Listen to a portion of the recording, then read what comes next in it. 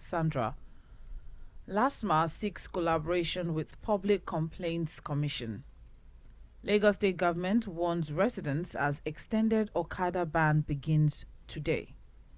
Governor Akeredolu criticizes federal government over 4 billion naira pipeline contract. Emirates suspends Nigeria flights for 10 days. In business, banks' assets rise 22% to 65 trillion naira. Gas prices rises 122%. Household incomes shrink. On the foreign scene, bombs kill 3 in Somali capital. International Monetary Fund approves $1.3 billion loan to Zambia.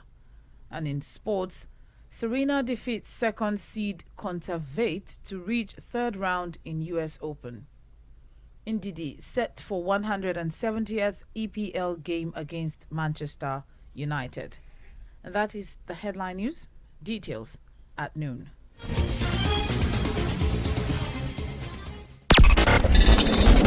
When the airwaves in your market become more and more crowded.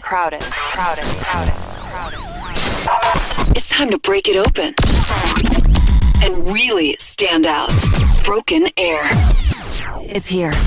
On Mainland 98.3 FM, the sound of Lagos. Lagos.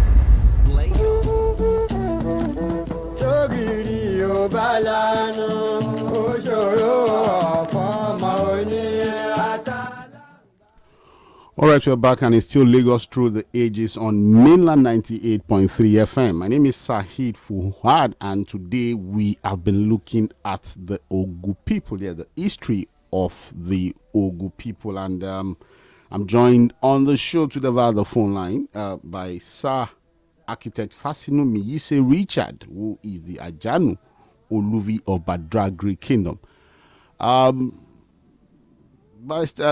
Architect Fasinu, you still there? Hello? Yeah, I'm with you. Okay, yes. So we just had to quickly take the news update. We've talked about areas in Lagos where you find the Ogu. So very major. We have a larger parts of the Ogu West. Yes.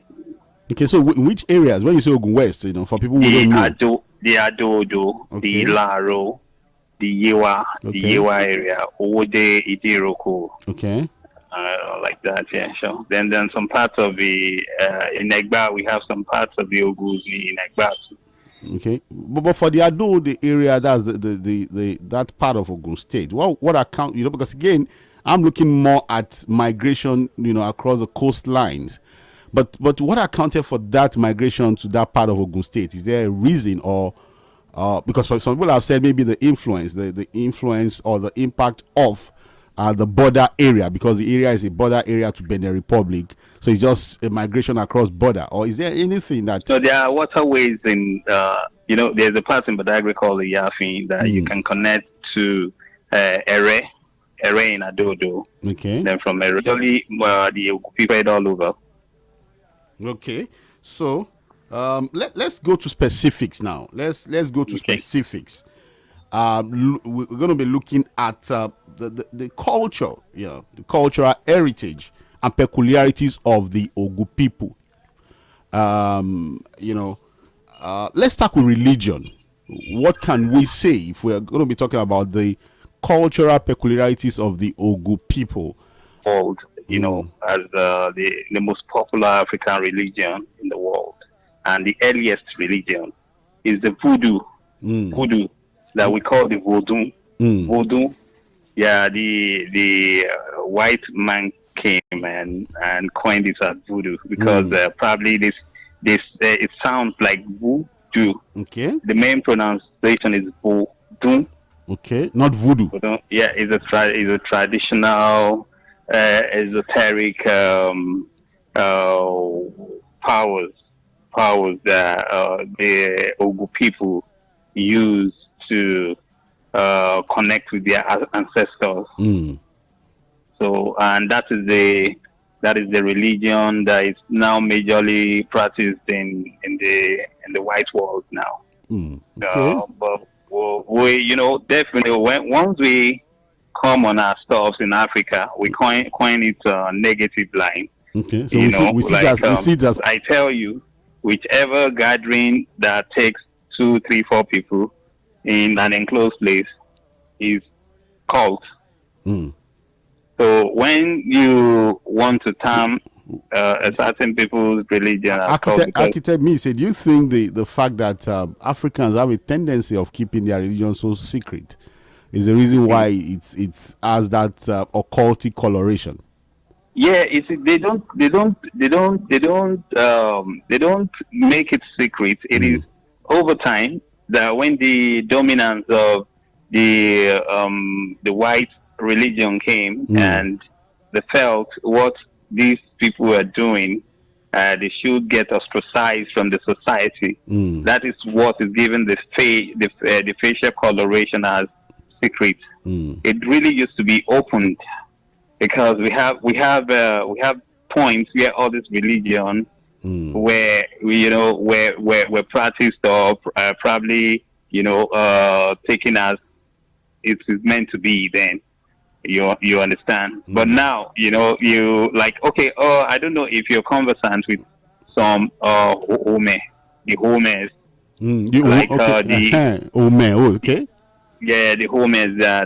They are like a kind of university. Okay. University, a convergence of young hearts trained in different powers and trained in different vocations of how they can really survive life.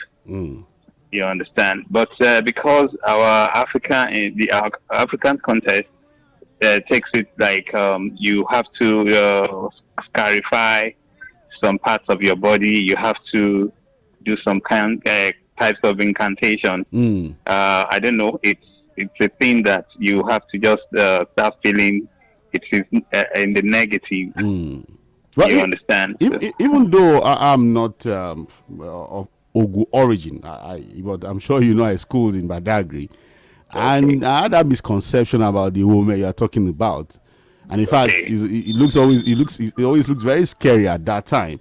Because when you say they want to, it's like, oh, maybe there's something that you need to do, or it's a way of actually punishing people and all of those kind of things. So you have these kinds of misconception about. But let's leave religion, because if we decide to go too deep into that, exactly. Thank you. Thank you for that. But let's look at the food of the Ogu people, the traditional food of the Ogu people. What food can you really say, yes, if you see this is the food of an average or a typical Ogu person? Well, there's a saying that says, any man married to an Ogu woman is a successful man. Oh, okay. Yeah, and that goes much into what the man puts in his tummy. Okay, all right. Okay. So that's to tell you that the Ogu people have varieties of delicacies that you cannot just grab anywhere. Okay. Ogu people are palatable that you always want to come back to. Yeah, like we have the moyo. Moyo. We call it moyo then. I know we used to play around it then. But let's break it down. Which one is moyo? Or moyo? Moyo, yeah. Moyo is a combination of raw. It can be smoked. It can be barbecue meat too. Okay. And the way they make it very well, and definitely when you come around and you have a feel of it for the first time, you always want to have it again. We always try that with it then, and it tastes really nice, Agasa, have you taken agasa gbogbo? And I don't know that one. Agasa gbogbo is the other crab. The crab, the lobster. No, we call it akon gbogbo. Is okay. The lobster. Oh yes. Okay. Yeah. So lobster is I think this bigger shrimp. Yeah, the bigger of the shrimps. Yeah. But the lobster sometimes it comes and look like the akon gbogbo, like you rightly. Yeah. So agasa gbogbo, there are different types of ways that they make all these things that makes it so unique. The Ogu people and the Yoruba people got very, very familiar lines to much of their stuff. you know, and it is because they are so much interwoven. They are intermarried. It's a kind of a combination that once you get to see lots of peculiarities between the Yorubas and the Ogus, you know. Okay, all right. It will be completely wrong for me to talk about all of these things. Since you are the Ajanu Oluvi of Badagry Kingdom, it will be completely. It will be incomplete for me to have this interview with you, and not talk about traditional rulership of Badagry or the Ogu people. Yes. Let's look at that. You know, the Akran of Badagry, for example. How important is that stool? How important is that stool? Yeah, you know, the Akram of Badagry, how we, once you mention the Akram of Badagry, you must follow it up with 3 highways.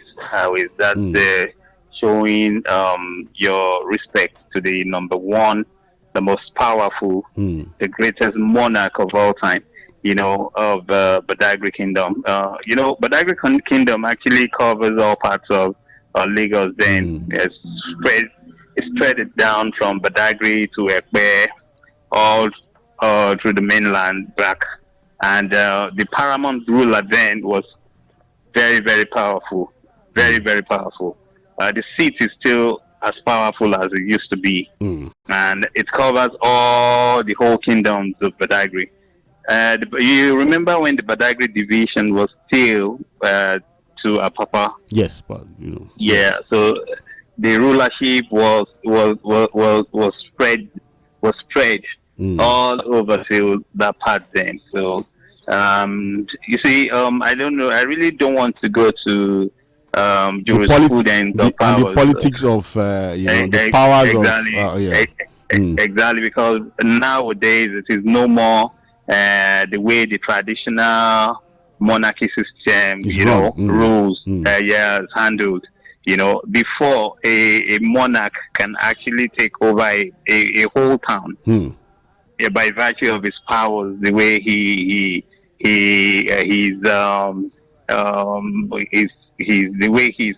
can gather his people and cover all that. He can encapsulate a whole town. But now it is the politics of who is who, and that had really so much reduced the powers of the monarchy system of Nigeria. So we need not go into that much. Okay. But the Akran of Badagry is the paramount ruler of the Badagry kingdom. Let's talk about the current Akran. I'm trying to quickly dig up his name. I've seen him several times. Yes. One, yes, of Badagry. Of Badagry. Let's talk about him, yeah. Yeah, in fact, he's a well-learned journalist by excellence, and a humanitarian to the core, a royal father of all, a spreader of peace, and a lover of mankind. I give it to him. Howie. He is our father, and he's the one that had been able to contain all situations and give a good living to all living in Badagry. So we are so thankful to him. You can see that there's a particular thing that they keep saying. If all Lagos is burning, if all the parts of Lagos is burning, you don't bring it to Badagry. Yeah.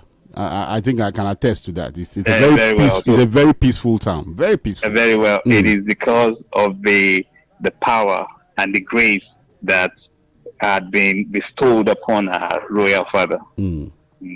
So that's it. Let's quickly talk about the tourism potentials of Badagry. I know a lot is being said about the fact that we're not doing enough to tap into the tourism world, the potentials of tourism, what it can bring to us as a country. But let's look at Badagry. What are the tourism potentials in Badagry, and how can the government, of course, bring this to life?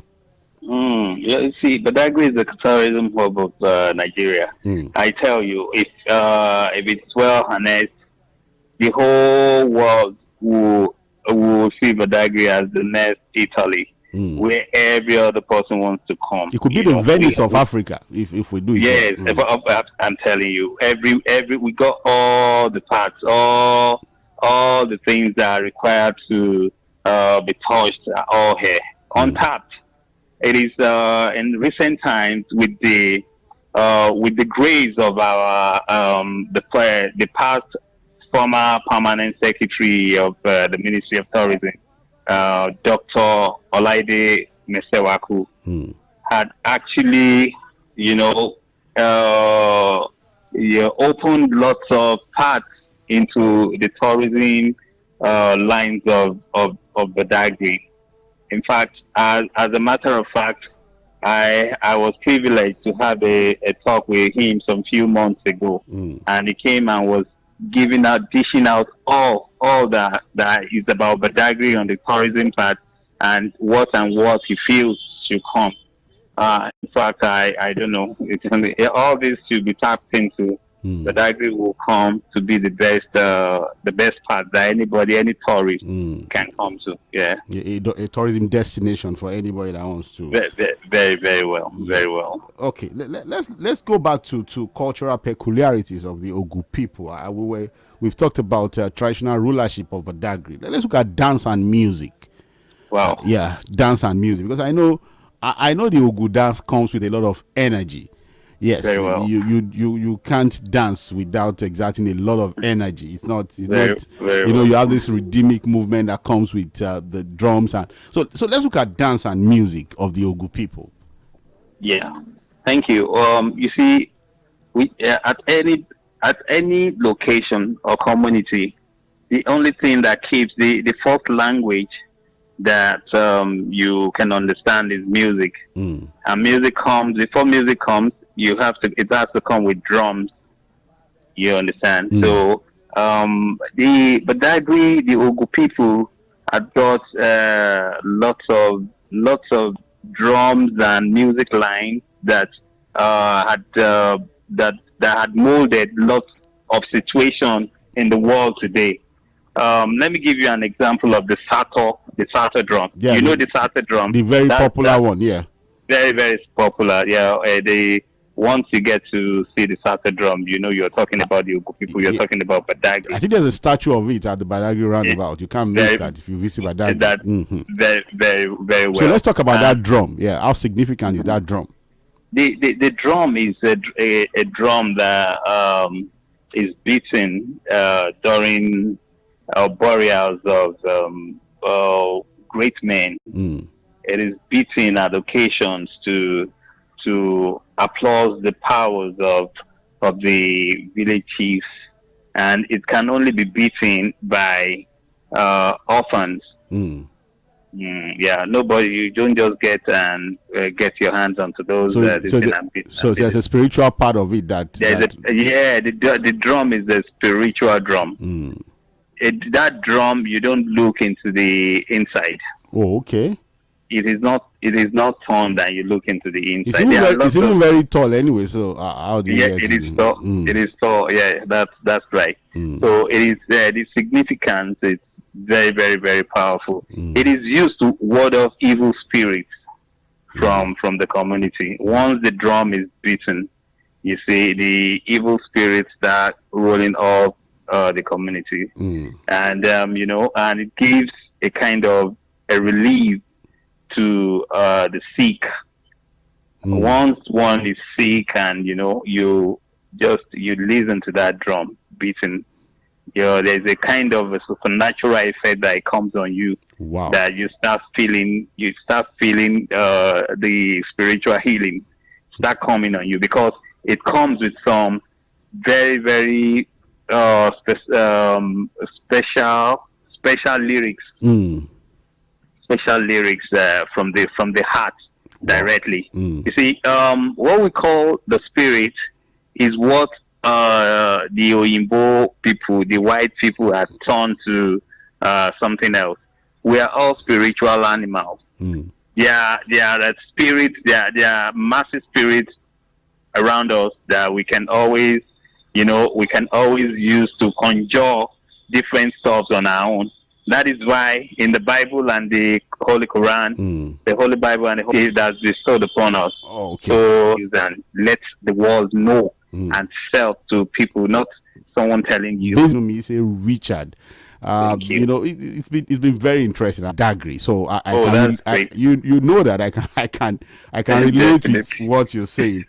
Basically, but thank you so much for finding time to be on the phone with me on the show today, Lagos Through the Ages. I'm sure when we want to do something about Badagry too, I'll find a way to also reach out to you. Thank you so much. Because again, we need to quickly take some commercials and wheat and Ogusong. But thank you so much for finding time to join me on the show. My pleasure. Thank you, and you're so welcome. All right. All the best. And right. Thanks. I'll be glad to listen to that song. Don't worry. Just after the commercials, we'll end the show with an Ogusong. All right. That's fine. Okay. All right. All the best. Now. All right.